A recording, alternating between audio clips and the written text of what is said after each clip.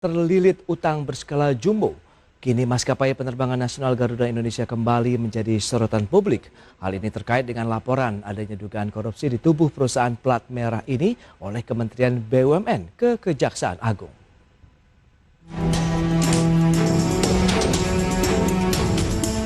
Menteri BUMN Erick Thohir dan Wakil Menteri BUMN Pahala Nugraha Mansuri telah mendatangi kantor Kejaksaan Agung Jakarta Selatan guna melaporkan dugaan korupsi terkait pengadaan pesawat dan proses leasing di PT Garuda Indonesia Persero Tbk. Bahkan Erick Thohir turut memberikan sejumlah berkas ke Kejaksaan Agung sebagai bukti dugaan korupsi di perusahaan penerbangan plat merah tersebut. Dugaan korupsi tersebut yakni pengadaan pesawat bertipe ATR 72600 yang saat ini digunakan Garuda Indonesia. Teks lainnya hari ini Garuda. Garuda ini sedang tahap daripada restrukturisasi. Tetapi yang kita sudah ketahui juga secara data-data valid, memang dalam proses pengadaan pesawat terbangnya, leasingnya, itu ada indikasi korupsi dengan merek yang berbeda-beda. Nah, khususnya hari ini memang yang disampaikan Pak Jaksa Agung adalah ATR 72600. Nah, ini yang tentu juga kami serahkan bukti-bukti audit investigasi. Selain itu, Jaksa Agung Sanitiar Burhanuddin menyampaikan dukungannya terhadap upaya Kementerian BUMN dalam upaya bersih-bersih di lingkup badan usaha milik negara tersebut terkait dugaan korupsi.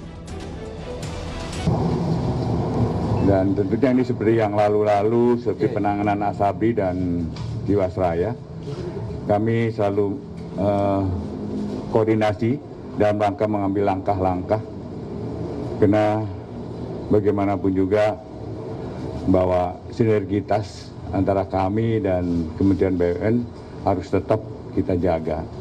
Hari ini adalah menjadi permasalahannya adalah soal Garuda Indonesia. Yang tadi dibicarakan, yang pertama adalah restrukturisasi Garuda Indonesia. Erick menegaskan langkah ini sebagai upaya reformasi dan menyehatkan perusahaan-perusahaan di lingkup BUMN sebagaimana yang telah diungkap kasus korupsi oleh Kejaksaan Agung bersinergi dengan BUMN, diantaranya kasus korupsi Asabri dan Jiwasraya. Dari Jakarta, Rian Rahman, IDX Channel. Pemirsa, untuk membahas tema menarik kita pagi ini, jalan panjang penyelamatan Garuda Indonesia, kita sudah tersambung melalui Zoom bersama dengan Bapak Ziva Narendra. Beliau adalah Presiden Direktur Aviatory Indonesia. Selamat pagi Pak Ziva. Selamat pagi Mas Prasetyo, salam sehat. Ya, salam sehat juga. Terima kasih atas waktu yang disempatkan. Ini menarik sebenarnya apa yang tengah terjadi dari tubuh Garuda Indonesia, meskipun kita tahu ini peristiwanya di beberapa waktu yang lalu begitu Pak Ziva. Silakan. Memang ini ya Mas Prasetyo, ini kita sudah membicarakan dalam perjalanan panjang Garuda Indonesia menuju restrukturisasi dan menuju ke dari waktu ke waktu kita semakin lihat ada langkah konkret baik dari pemerintah maupun dari pemangku kepentingan dan pemegang saham serta manajemen, khususnya di bawah pimpinan Pak Direktur Utama Pak Irfan Setiaputra, kita mulai melihat ada langkah konkret. Okay. Namun tentunya dalam kiat-kiat untuk membenahi dan kemudian bebersih rumah tangga istilahnya ya, tentunya kan ada saja sisa-sisa dari debu lama yang mungkin ditemukan, dan ini mungkin salah satunya adalah mengenai pengadaan pesawat ATR 72600 yang ditemukan oleh tim penyelidik dari Pak Menteri BUMN Pak Erick Thohir dan kemudian dilaporkan karena tidak bisa dimungkiri dari tahun ke tahun, bahkan kalau kita lihat sebelum pandemi ada saja sisa-sisa dari permasalahan manajemen lama yang muncul begitu ya, dari pengadaan, kemudian dari penyewaan sampai dengan urusan dengan pihak ketiga demikian. Jadi saya kira temuan-temuan ini bagian dari konsekuensi ya bebenah itu tadi Mas Prasetyo. Oke, bahkan seperti yang tadi sudah disampaikan terbarunya, bahkan Pak Erick Thohir langsung begitu yang melaporkan begitu adanya dugaan kasus korupsi. Sejauh ini menurut Anda bagaimana dengan dugaan korupsinya ini? Saya kira apa yang dilakukan oleh Pak Menteri BUMN Pak Erick Thohir memang ya sudah konsekuen ya. Memang kita bilang kita mau membenahi Garuda, kita mau melindungi dan mempertahankan Garuda, tapi kita tidak akan bisa melakukan itu kalau kita tidak mengakui kesalahan-kesalahan, termasuk kesalahan lama, apalagi kalau misalnya skalanya sampai besar, dan kita mengakui itu supaya kita bisa berbenah ke depannya menentukan strateginya. Dan saya kira kalau dalam skala korupsinya pesawat ATR ini kan cukup ada beberapa unit ya. Waktu itu pengadaannya bersandingan dengan pengadaan pesawat bombardir CRJ-1000 pada tahun kurang lebih 2012-2013. Di tahun yang sama Garuda Indonesia memasuki TBK. Jadi saya kira ini adalah awal dari sebuah investigasi yang akan berkelanjutan nantinya. Saya tidak bisa mengindikasikan next-nya kemana, apakah ke pesawat CRJ atau ke pengadaan mesin, ke urusan dengan lessor dan lain-lain. Tapi ini saya kira akan terus berkembang, Mas Pastio. Baik, tapi kalau kita lihat tadi dari sisi penyewaan ataupun pengadaan pesawatnya sendiri yang memang kita lihat ada disparitas harga yang cukup tinggi dibandingkan dengan leasing-leasing lainnya. Anda melihat ada yang menarik untuk dicermati dengan kondisi tersebut, kenapa kita tetap mengambil begitu untuk posisi harga yang lebih tinggi misalnya begitu? Menurut saya bukan dari kita melihat bukan dari keputusan untuk mengambil atau tidaknya, tapi penelaahan atau kita istilahnya ada costing ya, ada financial engineering. Tentunya di setiap maskapai tidak terkecuali Garuda Indonesia ada tim due diligence finance yang bisa memproyeksikan berapa biaya besar kredit, kemudian berapa income yang diproyeksikan dengan penjualan tiket dan rute-rute yang berjalan oleh tipe pesawat tersebut secara spesifik. Kita tidak gabungkan performa seluruh armada pesawat, tapi setiap pesawat itu punya KPI masing-masing. Mulai dari beban biaya sampai dengan proyeksi revenue-nya. Nah sekarang kalau misalnya beban biayanya ini jauh lebih tinggi, sampai dengan 3 kali lipat dari harga leasing rata-rata untuk tipe pesawat yang sama, kita tidak usah lihat di negara lain, di Indonesia saja ATR-72 itu kan cukup banyak dipakai. Nah kenapa kok bisa sampai tinggi, beda jauh begitu? Sehingga kan sales targetnya akan lebih susah untuk tertutup gitu, Mas Pastio. Betul. Nah, dengan kondisi seperti itu mungkin apakah itu suatu langkah yang mungkin akhirnya tidak tepat atau bagaimana menurut Anda? Karena tadi memang banyak nampaknya faktor yang perlu diperhitungkan juga ya dalam suatu proses pengadaan pesawat sendiri, Pak Ziva. Betul, seperti saya sampaikan bahwa ATR itu adalah pesawat yang sangat sempurna sekali khususnya untuk medan seperti Indonesia di mana banyak sekali bandara-bandara kecil dan pedalaman, pelosok. Itu adalah pesawat yang sangat berteknologi tinggi, sangat-sangat bisa dihandalkan dan populasinya tinggi juga, banyak juga di dunia. Namun kembali lagi pertimbangan dari finance tadi itu dari tim internal, kenapa kok tidak bisa dicarikan sebuah solusi leasing rate yang sangat kompetitif sekali, bahkan kalau bisa di bawah global rate, mengingat bahwa Garuda Indonesia memiliki credit standing yang bisa dibilang reputasi cukup bagus, mestinya kan bisa mendapatkan negosiasi yang lebih daripada maskapai yang lain gitu. Tapi ini tidak terjadi. Apa pertimbangannya demikian gitu. Baik. Dan di sisi lain ada yang juga dikritisi terkait dengan penggunaan pesawat yang beragam begitu. Apakah memang ini sudah ada dasarnya juga bahwa penggunaan itu tidak bisa diseragamkan untuk pesawat yang digunakan suatu maskapai penerbangan seperti Garuda Indonesia, Pak Ziva? Bagian dari analisa rute yang dilakukan oleh maskapai baik itu pada saat pembentukan awal maupun dalam tahap-tahap pengembangan adalah pengembangan armada. Pengembangan armada ini bisa saja berjalan secara vertikal dalam arti penambahan jumlah dari armada yang sama atau secara horizontal penambahan tipe-tipe pesawat. Itu sah-sah saja dan kita lihat maskapai besar di berbagai negara mulai dari Japan Airlines sampai British Airways sampai American Airlines itu memiliki varian armada yang berbeda-beda. Mulai dari jet berbadan lebar sampai dengan pesawat baling-baling turbo bertubuh kecil. Tapi kembali lagi, setiap pesawat itu perlu ada kajian KPI-nya. Misinya apa? Apakah dia akan bersandingan atau dia akan saling melengkapi atau dia akan berkompetisi dengan sesama armada?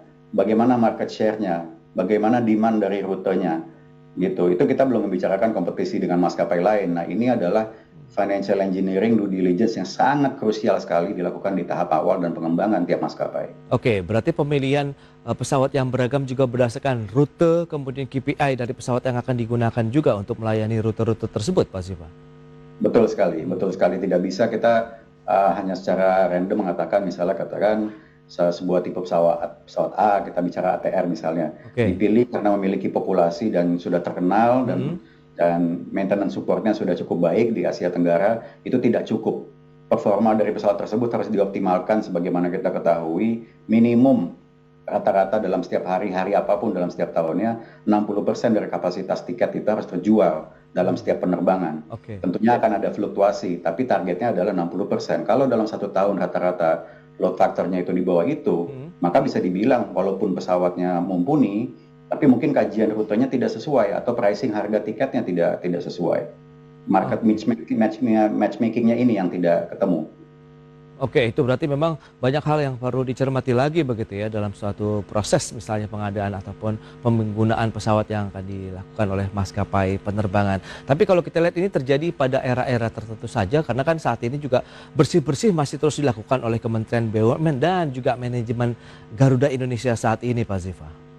Betul, ya kita memang bisa melihat ini terjadi dalam periode tertentu ya. Oke. Dan dulu mungkin Garuda Indonesia bahkan dengan anak perusahaannya Citylink, waktu itu Citylink by Garuda Indonesia dengan Fokker 28-nya, dengan Boeing 737-nya, itu Garuda Indonesia mengoperasikan jet. Garuda itu sudah tidak mengoperasikan baling-baling sejak era tahun 80-an. Kalau tidak salah waktu itu adalah Lockheed Electra, saya lupa ya. Oke. Tahun 80-an awal gitu. Tapi tentunya 2012 kita melihat banyak sekali nih kalau kita kilas balik ya pada saat itu 10 tahun lalu, wah betapa menariknya Garuda Indonesia, pengembangan armada, kemudian kita juga Garuda Indonesia sebagai maskapai ujung tombaknya Indonesia diizinkan kembali terbang ke Eropa setelah di-ban dari tahun 2007 ya kan, kemudian Garuda masuki pasar saham TBK, itu adalah masa-masa yang menarik kalau kita lihat pada saat itu. Betul. Tapi sekarang 10 tahun kemudian kita lihat performanya ternyata kinerjanya tidak sesuai yang diharapkan, dan itu belum lagi melihat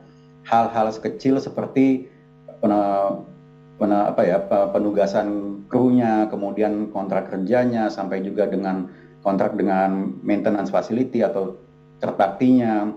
Hal-hal kecil di balik pengoperasian satu pesawat itulah yang ternyata ya kita findingnya sekarang banyak yang bolong begitu istilahnya. Oke. PT Garuda Indonesia Persero Tbk mendukung penyelidikan yang akan dilakukan Kejaksaan Agung terkait dugaan korupsi pengadaan pesawat. Bahkan Garuda Indonesia siap untuk menindaklanjuti setiap penyelidikan untuk mewujudkan good corporate governance. Manajemen PT Garuda Indonesia Persero Tbk menyatakan siap mendukung penuh penyelidikan yang dilakukan Kejaksaan Agung atas indikasi dugaan korupsi pengadaan pesawat yang terjadi beberapa tahun lalu. Direktur Utama Garuda Indonesia Irfan Setiaputra menyatakan pihaknya akan menindaklanjuti setiap keperluan penyelidikan yang disampaikan sebagai bagian dari upaya penegakan good corporate governance. Garuda Indonesia juga berkomitmen untuk mendukung setiap upaya peningkatan transparansi dan akuntabilitas perusahaan. Sebab praktek bisnis sesuai dengan GCG menjadi misi fundamental dalam transformasi perusahaan yang tengah dijalankan oleh Garuda Indonesia. Garuda Indonesia ingin menjadi entitas bisnis yang sehat tidak hanya dari sisi kinerja keuangan dan operasional, namun juga ditunjang oleh fondasi tata kelola perusahaan yang solid dalam mengakselerasi kinerja usaha ke depan. Dari Jakarta, Rizka Ayu, IDX Jakarta. Ya, kita lanjutkan kembali perbincangan bersama dengan Bapak Ziva Narendra, Presiden Direktur Aviatory Indonesia. Ya, itu dia, sudah ada statement begitu dari manajemen Garuda yang saat ini menjabat begitu siap mendukung untuk penyelidikan yang dilakukan oleh Kejaksaan Agung. Bagaimana tanggapan Anda? Saya sangat kagum sekali ya dengan komitmen dari Pak Direktur Utama, tentunya dengan dukungan dari Kementerian BUMN, bahwa yang mau di-aim di sini adalah GCG, Good Corporate Governance. Kita tahu bahwa seperti kita sempat bicara pada saat break ya, Mas Prasetyo, kita bisa saja mengharapkan adanya limpahan dana atau suntikan dana atau investasi baru yang moga-moga bisa menutupi semua beban hutang dan kita start dari kanvas bersih lagi gitu. Tapi saya kira tidak ada jumlah investasi yang cukup yang bisa menanggulangi kalau permasalahannya adalah di budaya atau di GCG itu, di Good Corporate Governance. Dan ini tidak bisa kita pungkiri lagi bahwa GCG Garuda Indonesia sangat lemah dalam 20 tahun terakhir khususnya. Kita sempat melihat memang kinerja Garuda Indonesia sempat membaik di awal milenia ini, dan kemudian di tahun 2017 juga sempat membukukan keuntungan, tapi tidak konsisten saya lihat. Dan kalau misalnya dari Kementerian BUMN terus melakukan investigasi dan kemudian dari manajemen juga mendukung, saya yakin akan banyak sekali perubahan budaya atau corporate governance tadi itu ya, corporate culture saya menyebutnya, yang harus dirombak total gitu Mas, dan itu adalah penyebab tersendatnya performa Garuda Indonesia dari dalam. Oke, lantas seberapa kuat usaha yang harus dilakukan dengan kondisi yang ada? Kita tahu ini kaitannya dengan nama Garuda Indonesia sendiri yang tengah menjadi sorotan publik saat ini. Kemudian juga beban utang yang cukup besar yang harus ditanggung. Kita tahu ada sekitar 470-an begitu ya. Ini salah satu kreditur yang sudah menagih klaimnya. Ini cukup banyak dananya, 198 triliun rupiah ini Pak Ziva. Paling pertama adalah kita mengakui dulu posisi zero-nya kita ini berapa, Garuda Indonesia dialih berapa ya gitu. Kita posisi zero itu adalah mengatakan bahwa semua jumlah beban hutang dan kredit itu sudah difinalisasi dan disepakati dengan kreditur, dengan lembaga pihak ketiga dan juga sudah disetujui oleh pemerintah. Maka kita bisa lihat bahwa itu adalah gunung yang harus dilalui oleh Garuda sehingga bisa dibuat sebuah proyeksi proyeksi untuk pelaksanaan bisnis ke depannya termasuk untuk kinerja atau KPI ke depannya gitu. Jadi kerjanya itu tidak sedikit, tapi nomor satu tentunya dari kreditur, baik itu dari lessor, dari supplier, pihak ketiga, yang mereka semua ingin lihat dan kita semua ingin lihat adalah nomor satu, Garuda mengakui dulu posisinya sekarang ada di mana. Oke. Menyadari dulu posisi ada di mana, mengakui dulu bahwa ya kami punya kelalaian, kami punya liability dan lain-lain. Kami masih ingin memperjuangkan karena bagaimanapun juga seperti tadi Anda sampaikan, Garuda Indonesia sebetulnya punya nama harum, sudah usianya sudah hampir setua Republik ini sendiri gitu kan ya. Jadi memang masih banyak pihak dari dalam dan luar negeri yang ingin sebetulnya bekerja sama dengan Garuda. Baik Pak Ziva, di tahun 2022 ini langkah apa yang mungkin menurut Anda ini menjadi proyeksi yang menjanjikankah dengan kondisi ekonomi yang sudah membaik di tengah pandemi COVID-19? Meskipun kita tahu Omikron masih menjadi tantangan di tahun ini. Ya, seperti saya pernah sampaikan dalam kesempatan sebelum-sebelumnya, memang kita harus nomor satu mengakui bahwa dunia penerbangan internasional di awal pandemi tahun 2020 itu sudah siap untuk menghadapi masa-masa sulit sampai dengan tahun 2024. Pada saat itu kita masih bicara varian Alpha, belum ada Delta, belum ada Omikron apalagi. Jadi kita siap untuk menerima kenyataan bahwa dalam 2-3 tahun ke depan kita akan mengalami masa sulit. Itu adalah titik awal untuk bisa menentukan strategi agar bertahan. Baik Garuda maupun maskapai-maskapai lainnya, kita bertahan. Kalau bisa untung ya itu bonus, gitu kan. Tapi peluang untuk Garuda saat ini adalah optimalkan armada yang ada dan mungkin juga mengurangi atau efisiensi untuk armada yang atau jumlah-jumlah pesawat yang ekses gitu, maaf ya, yang tidak memenuhi dengan KPI-nya. Dan saya lihat juga ini sebetulnya momentum krisis ini menjadi peluang untuk Garuda Indonesia dan juga dunia penerbangan nasional untuk berbenah. Banyak sekali kekurangan di industri ini, mulai dari hal tenaga kerja, kemudian kompetisi bisnis, infrastruktur, kemudian pemetaan, kemudian pengembangan dan pemerataan penerbangan itu sendiri secara umum itu masih banyak sekali yang timpang. Nah, saya kira Garuda sebagai ujung tombak dari penerbangan Indonesia bisa memberikan contoh untuk membentuk corporate governance yang bagus tadi itu. Baik, lantas bagaimana dengan upaya yang sudah dilakukan Garuda untuk mengulur waktu? Karena ada yang jatuh tempo begitu cukup dalam mata uang dolar, 500 juta dolar Amerika untuk 10 tahun ke depan lagi begitu. Apakah Anda melihat ini menjadi salah satu upaya juga nih bertahan untuk dari lilitan utang sebelumnya gitu? Bisa dibilang itu adalah salah satu upaya untuk menunda ya, untuk mendefer atau menunda tanggung jawab ke pihak ketiga, ke kreditur. Tapi kan kita juga seperti saya sampaikan tadi sebelumnya bahwa sama dengan perpanjangan waktu dalam hukum finance, walaupun ini adalah sifatnya syariah dan sukuk, kita tidak melihat ada pertambahan nilai yang berlebihan di situ. Tentunya kan akan ada rate yang lebih tinggi karena bersama dengan perpanjangan waktu, rate itu juga semakin tinggi. Seperti ibaratnya kita financing atau mengambil cicilan mobil, semakin panjang tenggat waktunya ya, ujungnya kita akan membayar bisa sampai hampir 2-3 kali lipat gitu kan dari harga mobil itu sendiri. Demikian juga halnya dengan kredit ini, Mas. Baik, lantas bagaimana Anda melihat untuk peluangnya di tahun 2022 ini untuk mampu bertahan dari tekanan yang ada sambil tetap melanjutkan transformasi secara perusahaan begitu ataupun manajemen yang sedang dilakukan oleh Garuda Indonesia dan Kementerian BUMN secara umum? Masih bisa bertahan dan saya kira bisa menjadi titik tolak baru untuk berkembang kembali dalam wujud yang seperti apa saya tidak tahu, apakah lebih ramping, lebih kecil atau fokus ke satu fleet atau satu jenis tipe armada, tapi ini memiliki peluang walaupun bisa dibilang Garuda saat ini berjalan di atas es tipis begitu ya.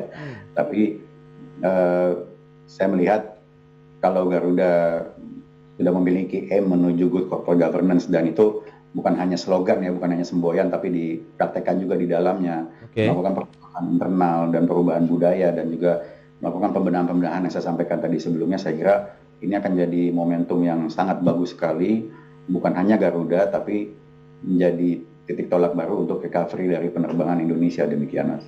Baik, terakhir bagaimana Anda melihat optimisme begitu kondisi Garuda dan industri penerbangan secara umum di Indonesia begitu? Saya sampaikan dalam kesempatan lain pada beberapa bulan lalu, saya sih gamblang saja mengatakan dalam 20 tahun terakhir setelah deregulasi maskapai tahun 1999, ya, penerbangan kita ini justru nggak kompetitif. Oh, kenapa itu? Ya, banyak dipenuhi dengan dominasi grup besar. Ini kalau kita bicara maskapai komersil ya. Dan kemudian juga perang tarif yang tidak sehat, kita pernah melihat dari tahun ke tahun. Kemudian juga standar dari performa atau safety, kemudian dari pelayanan ya. Kalau pelayanan subjektif ya, tapi kita tidak melihat ada diskriminasi di sini. Dan juga banyak sekali area-area dari berbagai sektor yang sebetulnya bisa dilayani oleh penerbangan tapi tidak terlayani. Karena apa? Karena sektor-sektor penerbangan di luar airline itu tidak bisa berkembang, sangat terhambat dengan aspek-aspek seperti perpajakan, kemudian kebijakan fiskal, perizinan, dan lain-lain. Jadi saya sih secara gamblang mengatakan dunia penerbangan Indonesia 20 tahun terakhir tidak kompetitif, bahkan sebelum. Oke, berarti semoga tahun ini akan lebih kompetitif lagi, dengan diharapkan juga kinerja Garuda Indonesia yang semakin membaik sebagai maskapai penerbangan nasional. Baik Pak Ziva, terima kasih banyak atas waktu yang Anda sempatkan dan insight menarik terkait dengan perkembangan industri penerbangan dan khususnya permasalahan yang saat ini tengah terjadi di tubuh Garuda Indonesia. Selamat melanjutkan aktivitas Anda kembali dan salam sehat Pak Ziva. Terima kasih Mas Pastio atas waktunya.